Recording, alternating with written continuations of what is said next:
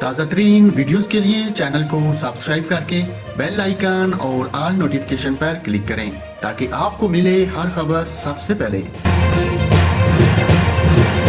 السلام علیکم ناظرین، آپ کو بتائیں وزیر اعلیٰ پنجاب حمزہ شہباز نے چاند رات تک مارکیٹیں اور بازار رات 9 بجے بند کرنے کی پابندی ختم کر دی۔ فیصلے کا اطلاق پنجاب بھر میں ہوگا۔ پنجاب بھر میں اس فیصلے کا اطلاق اتوار 3 جولائی سے 9 جولائی تک ہوگا۔